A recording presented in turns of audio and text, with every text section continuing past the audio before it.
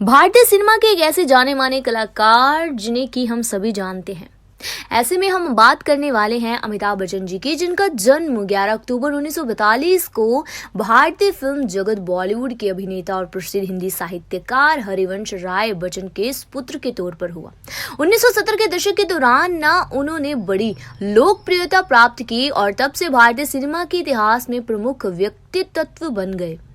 अमिताभ ने अपने करियर में अनेक पुरस्कार जीते हैं, जिनमें दादा साहेब फाल्के पुरस्कार, 3 राष्ट्रीय फिल्म पुरस्कार और 12 फिल्म फेयर पुरस्कार सम्मिलित हैं। उनके नाम सर्वाधिक सर्वश्रेष्ठ अभिनेता फिल्म फेयर अवार्ड का रिकॉर्ड है। अभिनय के अलावा बच्चन ने पार्श्व गायक, फिल्म निर्माता, टीवी प्रस्तोता और भारतीय संसद के एक निर्वाचित सदस्य के रूप में 1984 से 1987 तक भूमिका निभाई है। भारतीय टीवी का लोकप्रिय शो कौन बनेगा करोड़पति में कई वर्षों से मेजबान की भूमिका भी ये निभाते आए हैं।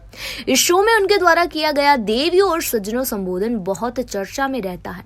इलाहाबाद, उत्तर प्रदेश कायस्थ परिवार में जन्मे अमिताभ बच्चन के पिता डॉक्टर हरिवंश राय बच्चन प्रसिद्ध हिंदी कवि थे, जबकि उनकी मां तेजी बच्चन अविभाजित भारत के कराची शहर से संबंध रखती थी, जो कि अब पाकिस्तान में है।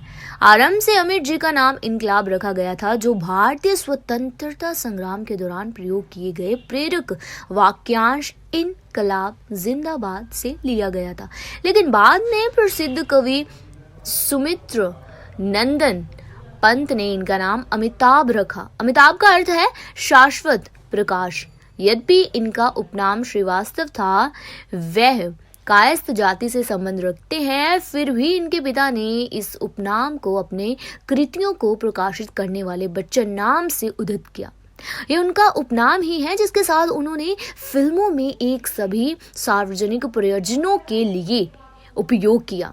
अब ये उनके परिवार के समस्त सदस्यों का उपनाम बन गया है। अमिताभ हरिवंश राय बच्चन के 2 बेटों में से बड़े थे और वहीं इनकी माता तेजी बच्चन की थिएटर में गहरी रुचि थी और उन्हें फिल्म में रोल की पेशकश भी हुई, किंतु उन्होंने गृहिणी बनना ही पसंद किया। और अमिताभ के करियर के चुनाव में इनकी माता का भी कुछ योगदान था, क्योंकि वह हमेशा इस बात पर ही एक प्रकार का जोर देती थी कि उन्हें सेंटर स्टेज को अपना करियर बनाना चाहिए। बच्चन के पिता का देहांत 2003 में हो गया था, जबकि उनकी माता की मृत्यु 29 दिसंबर 2006 को हुई थी।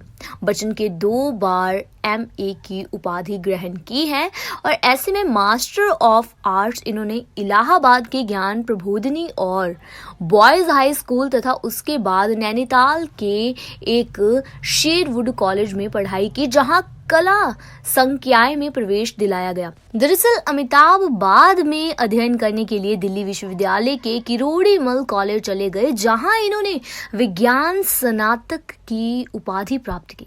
अपनी आयु के 20 के दशक में बच्चन ने अभिनय से अपना करियर आजमाने के लिए कोलकाता की एक shipping firm bird and company में किराया ब्रोकर की नौकरी छोड़ दी। फिर कहा जाता है कि इन्होंने बंगाली संस्कार के अनुसार अभिनेत्री जया भादुरी से विवाह कर लिया।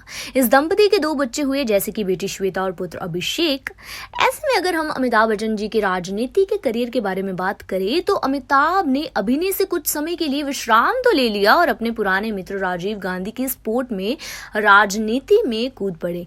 इन्होंने इलाहाबाद लोकसभा सीट से उत्तर प्रदेश के पूर्व मुख्यमंत्री हेमवती नंदन बहुगुणा को इन्होंने आम चुनाव के इतिहास के मार्जिन से विजय दर्ज करते हुए चुनाव में हराया था। हालांकि इनका राजनीतिक करियर कुछ अवधि के लिए ही रहा, जिसने 3 साल बाद इन्होंने अपनी राजनीतिक अवधि को पूरे किए बिना ही त्याग दिया। इस त्याग पत्र के पीछे इनके भाई का बोफोर्स विवाद में अखबार में नाम आना था, जिसके लिए इन्हें अदालत में जाना पड़ा था। इस मामले में बच्चन को दोषी नहीं पाया गया। बच्चन अपनी जबरदस्त आवाज के लिए जाने जाते हैं। वे बहुत से कार्यक्रमों में एक वक्ता, पार्श्व गायक और प्रस्तोता रह चुके हैं। बच्चन जी की आवाज से प्रसिद्ध फिल्म निर्देशक सत्यजीत इतने प्रभावित हुए कि इन्होंने शतरंज के खिलाड़ी में इनकी आवाज का उपयोग कमेंट्री के लिए करने का निर्णय ले लिया, क्योंकि उन्हें इनके लिए कोई उपयुक्त भूमिका नहीं मिली थी। और फिल्म उद्योग में प्रवेश करने से पहले बच्चन ने ऑल इंडिया रेडियो में समाचार उद्घोषक और ऐसे में नामक पद हेतु नौकरी के लिए आवेदन किया, जिसके लिए इन्हें अयोग्य घोषित कर दिया गया था। तो ऐसे में ये तो थे हिंदी सिनेमा के आन, शान और जान अमिताभ बच्चन जी, जिनकी जिंदगी का सफर कुछ इस तरह से बीता।